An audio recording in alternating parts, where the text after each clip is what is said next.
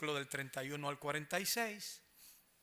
El título de la predicación es El juicio de los gentiles sobrevivientes en la segunda venida de Cristo. ¿Qué va a pasar cuando Cristo venga aquí a la tierra, en su venida en gloria, que viene con sus santos y que viene por aquellos que están aquí y va a resolver el problema que va a haber en esos tiempos?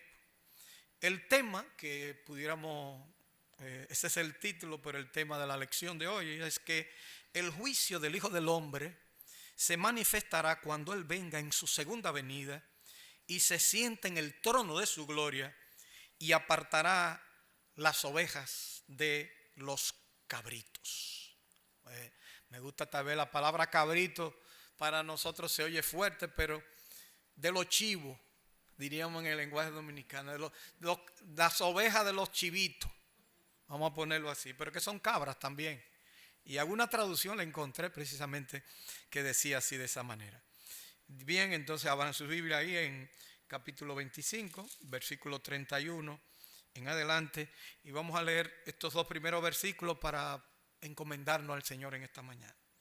31 dice: cuando el Hijo del Hombre venga, noten esa frase, en su gloria, y todos los santos ángeles con él, entonces se sentará en el trono de su gloria. Otra vez, dos veces la palabra gloria.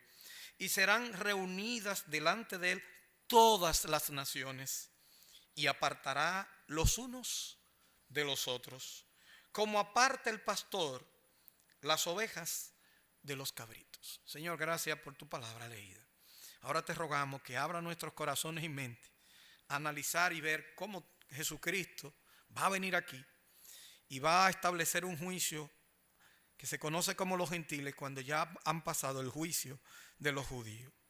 Ayúdanos a entender claramente tu palabra y así expresarla, y que esto nos sirva de aliento, el saber que el Hijo del Hombre se va a manifestar, pero cuando Él venga ya no va a tener relación con el pecado, sino que va a manifestar su autoridad y su poderío, y va a establecer lo que se llama un juicio, que no será el juicio final, sino que será el juicio para las naciones gentiles que queden aquí. Gracias por esta tu palabra. Ayúdanos a entenderla y manifestarla.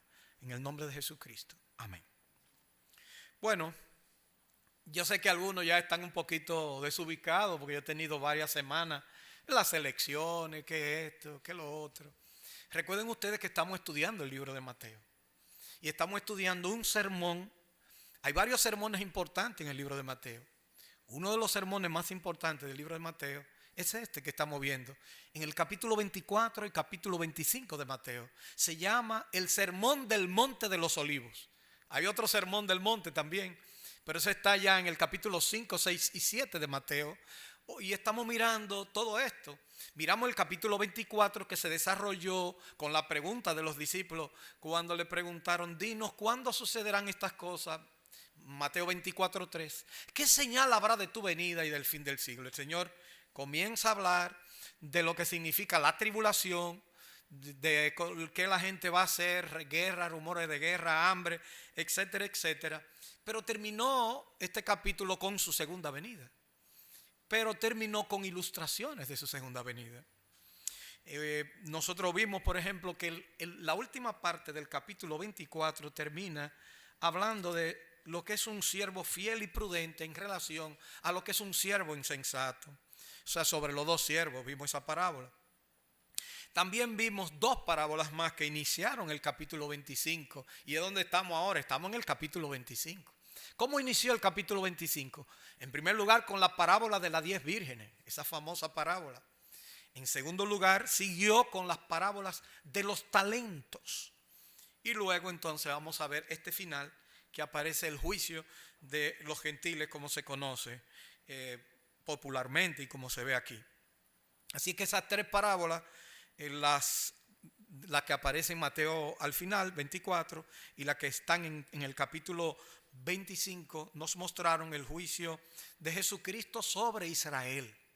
Esas parábolas hablaron del juicio de Jesucristo sobre Israel, sobre su pueblo, como se ve en el contexto. Luego cambia aquí entonces en el versículo 31, cuando dice: y cuando el del Hombre venga en su gloria y todos los santos ángeles con él, entonces se sentará en su trono de gloria para juzgar a las naciones. De manera que aquí hay una segunda vertiente. Estas tres parábolas que vimos anteriormente, o sea, si vemos, recuerden que originalmente la Biblia no tiene ni capítulo ni versículo, siempre lo digo, ya ustedes deben saberlo de memoria. Entonces hay que verlo como un todo este mensaje. Y la primera parábola nos muestra la necesidad de pensar que el Señor no volverá pronto. Y como el Señor no viene pronto, ¿qué hicieron? ¿Qué hizo el injusto? Comenzó a matar y a coger lo que no era de él, porque como el Señor no viene, eso pasa. La segunda parábola, que es las 10 vírgenes, tiene el prejuicio de que vendrá de inmediato, y como viene de inmediato yo no tengo que estar guardando para el futuro y tomar más aceite, ni mucho menos. Y la tercera, que es la de los talentos, la importancia de ser fiel, no importa cuando vaya a regresar. Cuando el Señor venga y saque cuenta, dígame, ¿qué usted hizo con lo que yo le di? Esa es la idea de las parábolas de los talentos. Así que ya vamos a entrar de lleno a este capítulo, lo que nos resta de este capítulo. Hay claras similitudes que unen las parábolas. Las tres hablan de lo inevitable de la venida del Señor y del juicio inminente. Las tres nos exhortan a estar listos. Las tres contrastan la fidelidad y la incredulidad, la prudencia y la necedad, y el estar preparado con la indiferencia. Así que vamos a entrar ahora a un pasaje que ha sido un pasaje muy trillado por grandes expositores de la palabra de Dios sobre la venida en gloria de nuestro Señor Jesucristo. Antes de esta parábola, Jesucristo nos habló de la venida del Hijo del Hombre. O sea, si nosotros quitamos las parábolas y vamos directamente a esto, por ejemplo, en el capítulo 24 de Mateo, versículo 29, dice lo siguiente: e inmediatamente después de la tribulación de aquellos días, porque estaba hablando de la tribulación, el sol se oscurecerá, es lo que se llama el día de Jehová en el Antiguo Testamento, y la luna no dará su resplandor, y las estrellas caerán del cielo, y las potencias de los cielos serán conmovidas. Dice el capítulo 24 de Mateo, versículo 30, antes de hablar de todas esas parábolas, como en los días de Noé, que todas esas cosas que aparecen allá. Entonces aparecerá la señal del Hijo del Hombre en el cielo, y entonces lamentarán todas las tribus de la tierra, y verán al Hijo del Hombre viniendo sobre las nubes del cielo, con poder y gran gloria, que se parece mucho a lo que estamos viendo, a lo que vamos a ver en el versículo 31. Cuando Él venga en su trono, en su gloria, y ahí aparece esa misma imagen del versículo 30 del capítulo 24. Entonces aparecerá la señal del Hijo del Hombre en el cielo, y entonces lamentarán todas las tribus de la tierra, y verán al Hijo del Hombre viniendo sobre las nubes del cielo con poder y gran gloria. Y enviará a sus ángeles con gran voz de trompeta, y juntarán a sus escogidos de los cuatro vientos, desde un extremo del cielo hasta el otro. Cuando nosotros veamos todo, quitamos todas las parábolas y conectamos en secuencia todos estos pasajes, quite todas las parábolas y desde allá comience a leer aquí. Y ustedes verán que hay una gran realidad. Lo que hacen las parábolas es que ilustran lo que está haciendo. Aunque uno dirá, pero lo que dice aquí, el juicio de las naciones, también hay parábolas, porque aparecen ovejas, cabritos, uno que tenía sed y que se lo dieron, y ese es mis hermanos más pequeños. ¿Quiénes son? O sea que también hay figuras, pero no es una parábola, es la última exposición en este caso. Así que es mucho más claro cuando uno lo ve así, brincando todas las ilustraciones y viéndolo de esa manera. La palabra clave para entender esta porción aparece en el Mateo 25:31, cuando dice: cuando el Hijo del Hombre venga en su gloria y todos los santos ángeles con él. Y ahí está la palabra. Entonces, y aquí viene las palabras o las oraciones, se sentará en su trono de gloria. ¿Qué quiere decir que el Señor se va a sentar en su trono de gloria? ¿Qué quiere decir esto? Esto se refiere al reino terrenal de Cristo, descrito en Apocalipsis capítulo 20. Que muchos piensan que solamente Apocalipsis habla de eso. Apocalipsis lo que hace es que le pone el número al reino terrenal, que son 1000 años. Pero ustedes saben que hay 5, ya lo explicamos, hay 5 formas o 5 reinos que la Biblia habla. Pero lo que está hablando aquí, el reino prometido a David, que se conoce en Apocalipsis como el milenio, el reino de los 1000 años. Pero que en el Antiguo Testamento se habló en Joel, se habló en Isaías, se habló en cada uno de los profetas del Antiguo Testamento. Hablaba de esa promesa y habló lógicamente en Samuel de la promesa hecha a David. Así que el juicio aquí descrito de los versículos 32 al 46 es diferente al juicio del gran trono blanco descrito en Apocalipsis capítulo 20 versículo 11 al 15. Muchos comentaristas, grandes comentaristas, de una vez dicen que este es el juicio final y dicen que este es el juicio del gran trono blanco, porque ellos no entienden lo que es el milenio. Muchos no lo entienden todavía hoy en día. No entienden que hay un milenio literal, que fue un reino prometido a Israel, porque no ven diferencia entre Israel y la iglesia. Y cuando usted no hace diferencia entre Israel y la iglesia, las promesas que le hicieron a Israel, usted cree que no sirven para ustedes, porque ya se traspasaron a la iglesia. Y este no es el sentido de las escrituras. Así que este juicio que vamos a estudiar es antes del reino milenial de Cristo. Y los sujetos parecen ser solamente aquellos que estén vivos para el momento de su venida. A veces se refiere a este como el juicio de las naciones, pero sus veredictos se dirigen a los individuos de esas naciones y no a las naciones como un todo, porque es lo que quede. Porque el Señor va a poner justicia, va a poner régimen. Uno se da cuenta que se ve más allá de las naciones. Aunque usa la palabra naciones, vamos a explicar esto. En el versículo 40 dice: y respondiendo el rey les dirá, de cierto os digo que en cuanto lo hicisteis a uno de estos mis hermanos más pequeños, a mí lo hiciste. Fíjense la individualidad que hay, que no solamente se ve como un juicio en sentido de que Estados Unidos, Perú, República Dominicana, Cuba, no, sino que se ve que también hay individualidad. Claro que van a estar representados por eso, y eso llama la atención. Así que el punto número 1 que vamos a tratar es que el juicio de Cristo a los gentiles en su segunda venida es una realidad. Y eso es lo que trata aquí de los versículos 31 al 33. Cuando el Hijo del Hombre venga en su gloria y todos los santos ángeles con él, repito, entonces se sentará en su trono de gloria y serán reunidas delante de él todas las naciones y apartará los, dice esa versión, uno de los otros, como aparta el pastor las ovejas de los cabritos. Se nota la secuencia en lo relacionado antes de las parábolas de su segunda venida. Primero, se tarda en venir. Segundo, no se tarda.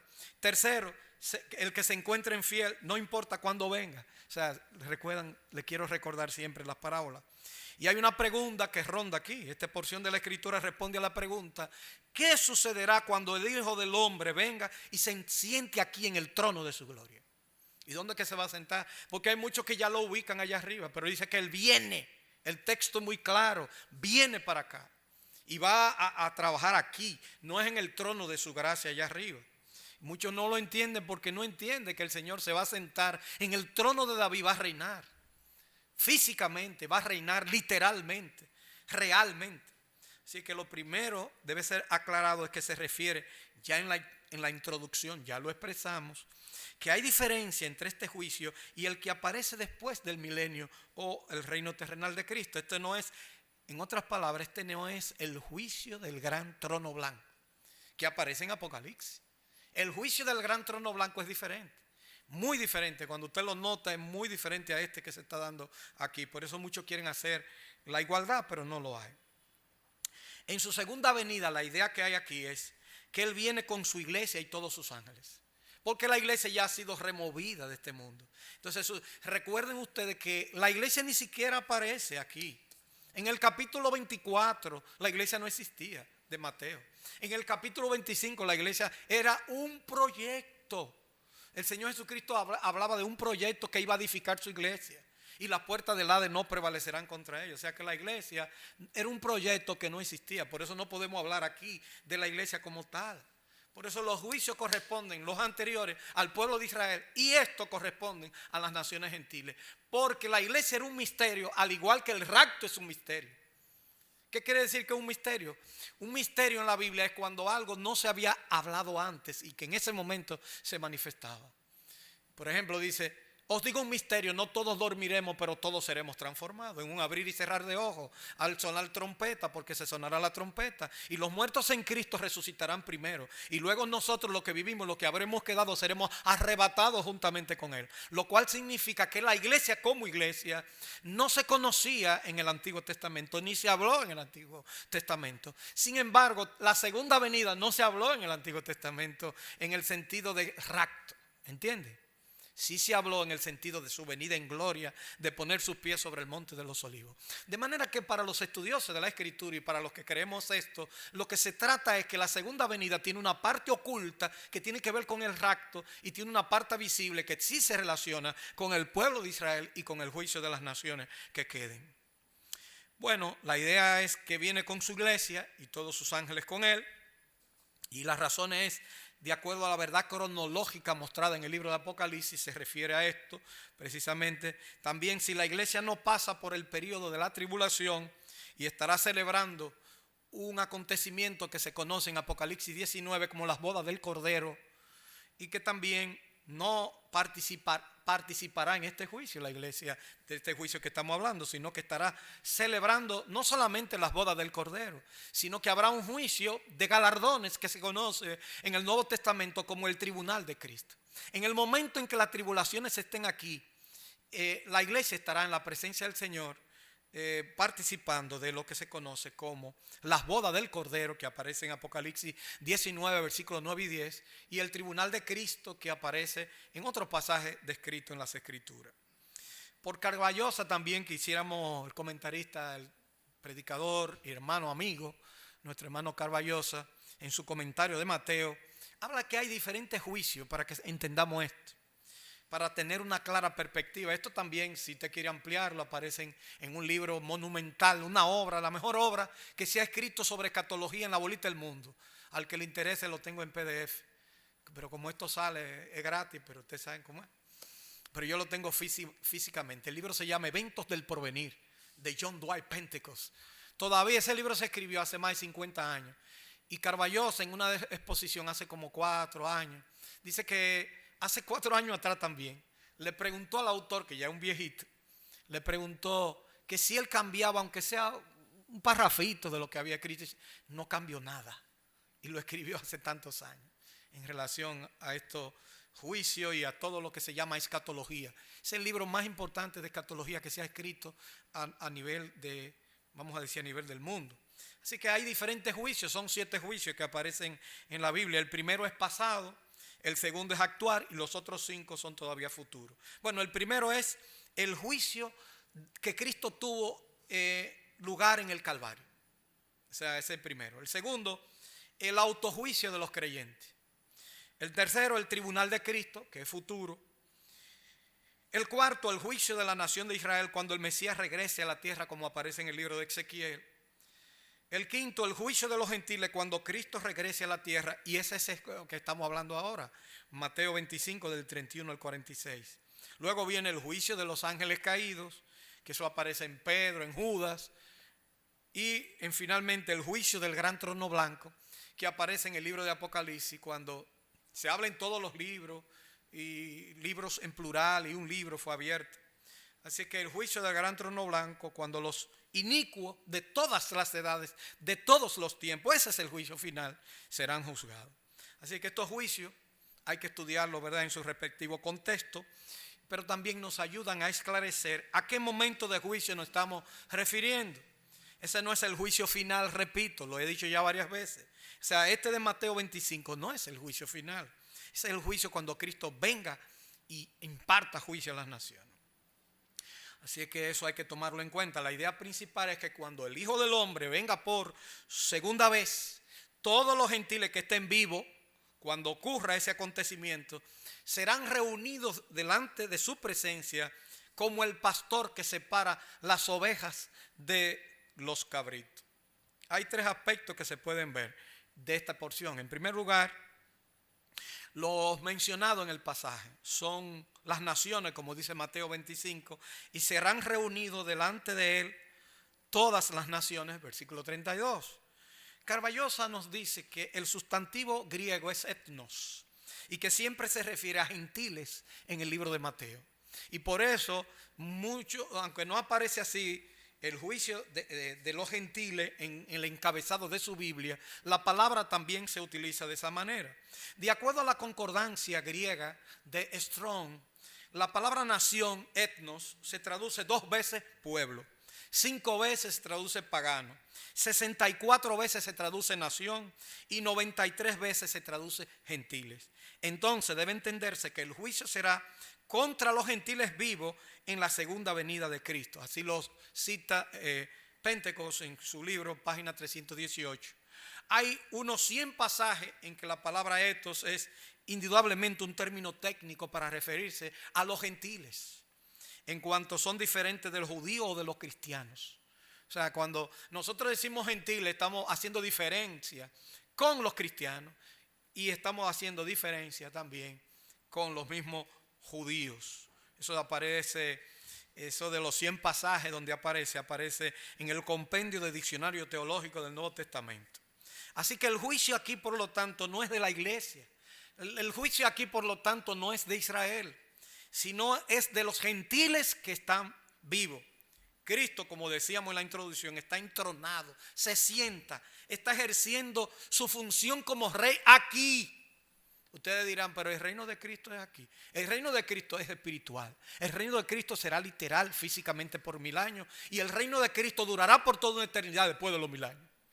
O sea, hay lo que se llama el reino teocrático. Nosotros hablamos de 5 reinos. Dimos un estudio cuando estamos haciendo la introducción de Mateo 24 para que entiendan que reino es una palabra amplia. Y el reino puede estar espiritualmente en el corazón. O sea que si alguien lo usa de esa manera, sí es así. Pero también habla de un reino literal prometido a David. En segundo lugar, se manifiesta en el texto el tiempo cuando venga en su gloria, haciendo una clara distinción de que se trata de su segunda venida a la tierra, que esa es la palabra. Si ustedes recuerdan cuando estudiamos el capítulo 24, precisamente en el versículo 30 del capítulo 24 dice: entonces aparecerá la señal del Hijo del Hombre en el cielo, y entonces lamentarán todas las tribus de la tierra y verán al Hijo del Hombre viniendo sobre las nubes con poder y gran gloria, y enviará a sus ángeles con gran voz de trompeta, y juntarán a sus escogidos de los 4 vientos desde un extremo del cielo hasta el otro. Y la idea que da en la última parte del versículo 30 dice: viniendo sobre las nubes del cielo con poder y gran gloria. Y ahí está la palabra de nuevo. Se sentará en su trono de gloria. Venga en su gloria. Esa es la palabra que se manifiesta aquí. No se habla, lógicamente, de rapto, porque el rapto aparece luego cuando se relaciona con la iglesia. Porque la iglesia no está aquí cuando se está hablando de esta situación. En tercer lugar, también se señala el lugar del juicio.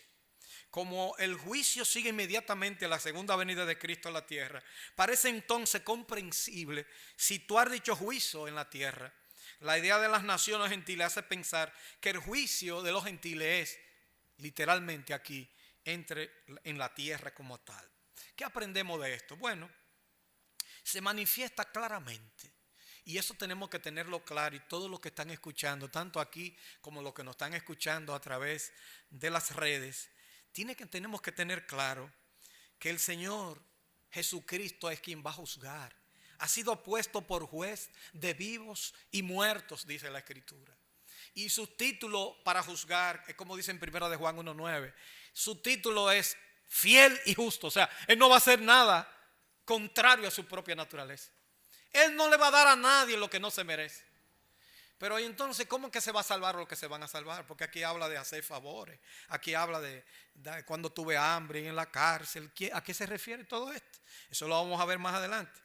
El pasaje se nota que se reunirán delante de Él y Él va a juzgar a esa persona.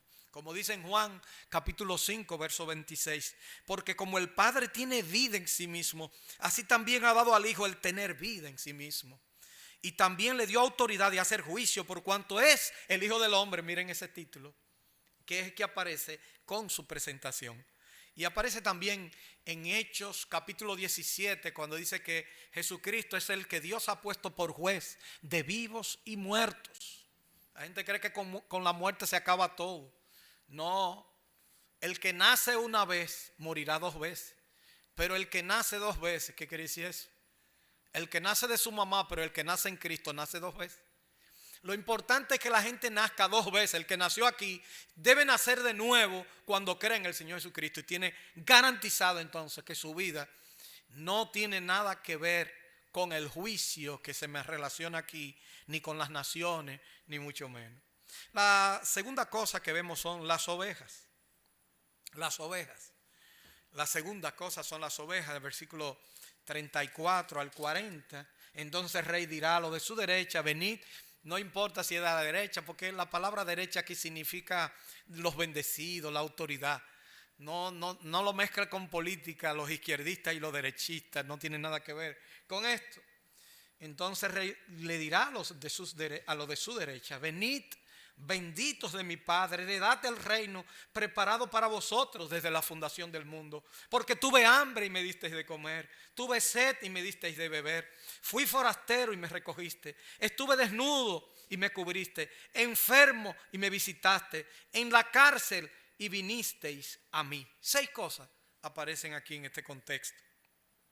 Hay 2 grupos aquí, porque más adelante aparecen entonces lo que no son las ovejas, lo que son las cabras, los cabritos. Los salvados representados por las ovejas y los perdidos representados por los cabritos. Aquí hay 2 realidades. Aunque parece haber un tercer grupo representado que veremos más adelante, porque dice: ¿y a quién fue que ellos le sirvieron o no? Tanto los cabritos como las ovejas hacen un servicio, pero ¿a quién es que le sirven? De manera enfática el rey le dice a los del lado de la bendición, a los de la derecha: venid, benditos de mi Padre, heredad el reino preparado para vosotros.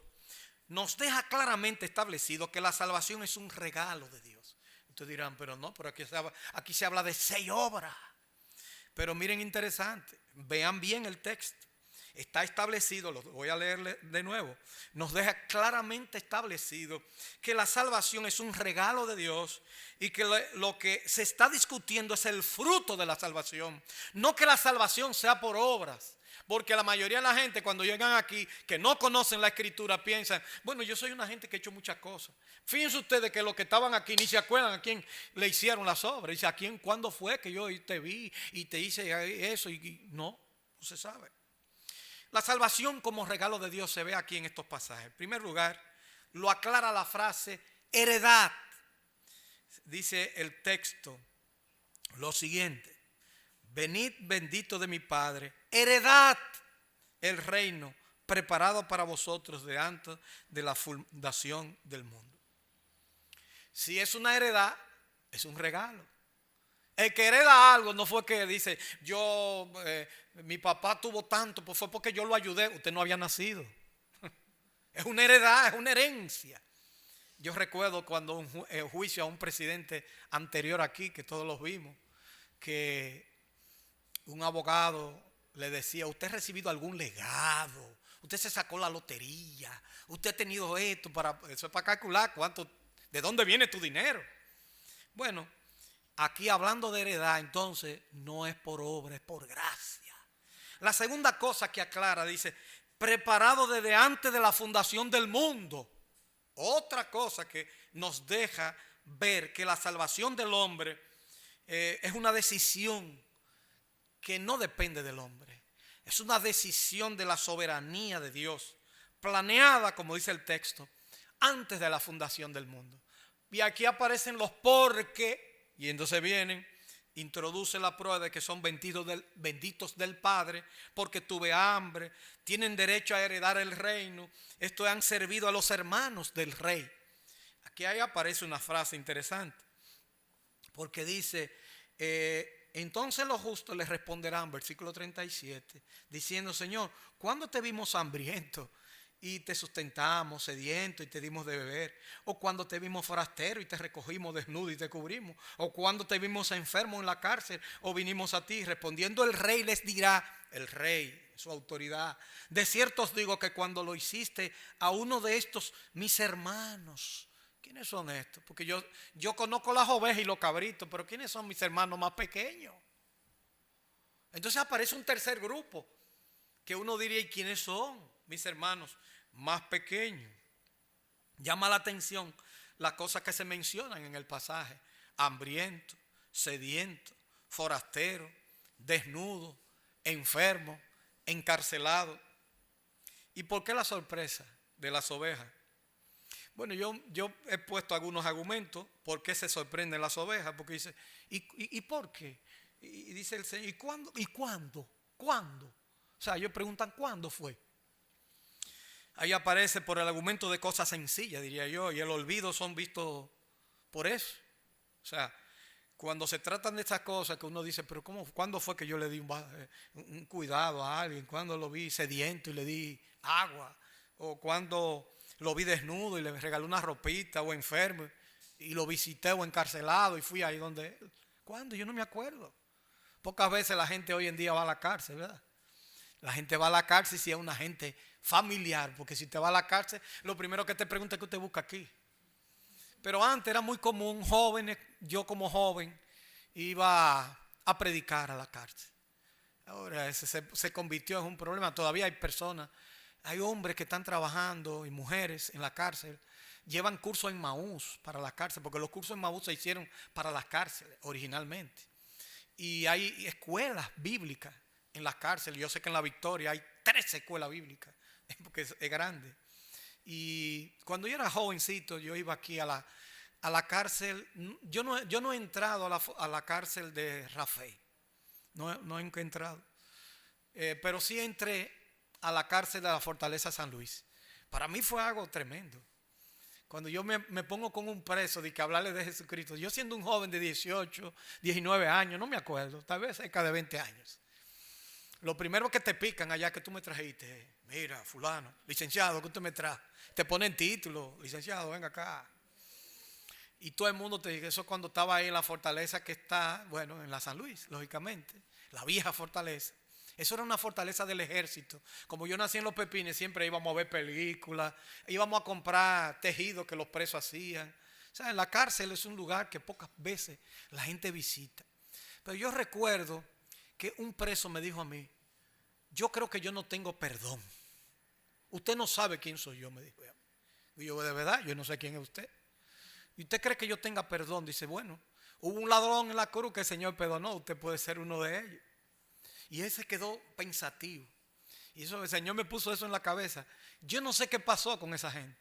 Yo lo que sé es una cosa, que esas cosas pequeñas que usted hace en este mundo, el Señor sí sabe. Se le van a olvidar muchas de estas cosas, porque ¿quién se va a acordar que le dio un vaso de agua, o a un sediento, o que le ayudó? A veces hay cosas como esta que uno no está llevando la cuenta. Y más el que hace la cosa sin razón. Aunque los cabritos también dijeron, pues yo no me acuerdo que yo no haya hecho esto. En segundo lugar, muchas de las cosas mencionadas pasan desapercibidas para los seres humanos, pero para Dios no pasan desapercibidas. Muchas de esas cosas, que uno está calculando eso, si hice, si no hice. En tercer lugar, cosas pequeñas, sean buenas o malas, deben ser consideradas a la luz de los ojos de Dios y no de los hombres, que todo lo ven de acuerdo con su conveniencia. Yo sé que hay algunos que lo han hecho, pero si eres en la campaña, posiblemente te dicen, no, estábamos en campaña ya. Hay personas que tienen 2 celulares. Yo recuerdo un presidente del Colegio Médico Dominicano que estaba en campaña. No voy a decir su nombre para no cometer esa indiscreción. Pero yo creo que había un problema, no me acuerdo, que yo tenía que compartir. Le dije, bueno, cuando usted tome posesión, ¿me pudiera dar el teléfono? No, ¿cómo? Con muchísimo gusto. Y después yo llamo a ese número, él lo cambió. Cambió el teléfono, porque ya el teléfono de la campaña es diferente al teléfono después de la campaña. Hay gente que son así, pero Dios no es así. En cuarto lugar, la sorpresa es genuina, pues son los justos, los que han puesto su fe, los que han depositado su confianza en el Señor. Ahora, hay una pregunta que yo sé que ustedes se están haciendo en sus mentes. ¿Y quiénes son esos hermanos pequeños que aparecen ahí? Como dice el texto. ¿Y quiénes son esos mis hermanos más pequeños que aparecen en el versículo 40? En cuanto lo hicisteis a uno de estos mis hermanos más pequeños, a mí lo hiciste. Es posible que los hermanos, que sería el tercer grupo, aparte de las ovejas y los cabritos, sean los testigos creyentes del periodo de la tribulación. judíos que serían protegidos por gentiles creyentes durante el tiempo de la gran tribulación. ¿Recuerda usted cuando estudia Apocalipsis capítulo 7 y Apocalipsis capítulo 14? 12,000 judíos de cada tribu que salen a predicar a todas las naciones. Son 144,000 judíos. Pero recuerden que no lo van a recibir con flores porque va a haber un antisemitismo creciente en esa época. Pero va a haber personas que lo van a ayudar. Y en ese sentido, mis hermanos más pequeños posiblemente se refiera a eso. Recuerden que estas obras no producen salvación. Son simplemente sus resultados. El resultado de aquellos que han creído y como consecuencia manifiestan las obras. Como dice Pablo hablando precisamente de este mismo tema en Efesios capítulo 2, versículo 8, 9 y 10. Por gracia sois salvos por medio de la fe. Y esto no es de vosotros, pues es don de Dios. No por obras para que nadie se gloríe. Y dice el versículo 10. Porque somos hechuras suyas, creados en Cristo Jesús para buenas obras, las cuales Dios preparó de antemano para que anduviésemos en ella. Así que se llaman mis hermanos pequeños. En tercer punto y último, los chivos o cabras. No sé cómo usted quiera ponerlo. Para un dominicano chivo es fácil, cabra es como otra cosa. Pero los chivos también son caprinos, pertenecen a la familia de las cabras. En el versículo 41 dice: entonces dirá también a lo de la izquierda: apartaos de mí, maldito, al fuego eterno, preparado para el diablo y sus ángeles. Hay un gran contraste entre la palabra dirigida a las ovejas, que dice: venid bendito de mi Padre, y la palabra dirigida a los cabritos, que dice: apartaos de mí, maldito. Una palabra fuerte. Por lo que se ve, la experiencia del infierno es tanto la de el tormento de fuego como la experiencia de separación, de no estar con Jesucristo. Donde está Cristo está bien, deja de ser infierno.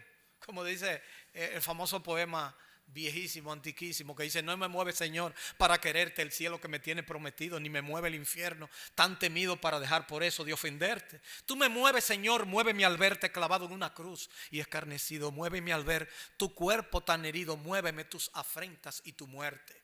Muéveme al fin tu amor de tal manera que aunque no hubiese cielo yo te amara, y aunque no hubiese infierno te temiera. No me tiene que dar porque te quiera, porque aunque lo que espero no esperara, lo mismo que te quise, te quisiera. Por lo que se ve, la gran realidad es que el tormento del infierno es eterno, como aparece aquí, para vida eterna para uno y tormento eterno para otro, pero también es la separación de la presencia misma de Dios. Un comentarista llamado John Bradus, en su comentario de Mateo, dice: nótese que aunque es el reino preparado para vosotros, las ovejas, no se dice el fuego eterno. No se dice lo mismo, el fuego eterno preparado para vosotros, los cabritos, sino que el fuego fue preparado, dice el versículo final, para el diablo y sus ángeles. No es el final, lo dice versículo. Entonces también, irán, bueno, apartados, versículo 41. Entonces dirá también a lo de la izquierda: apartaos de mí, maldito, al fuego eterno.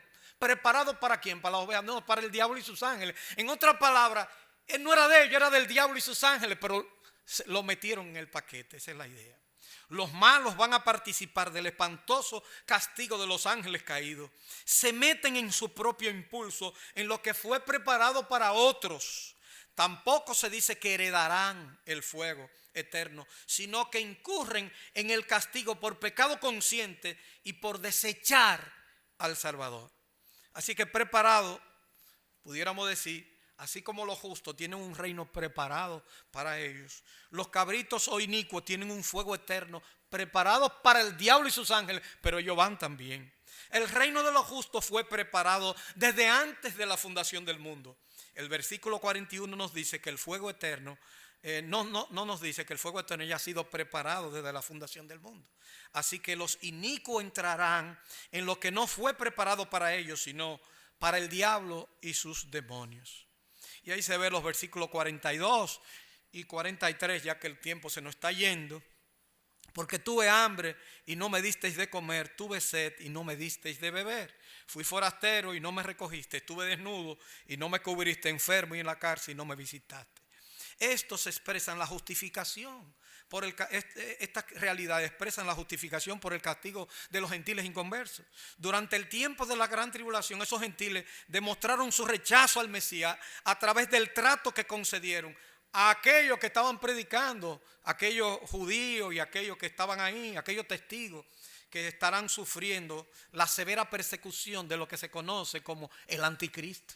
Porque no es que van a predicar tranquilamente como estamos nosotros, sino que va a ser bajo juicio.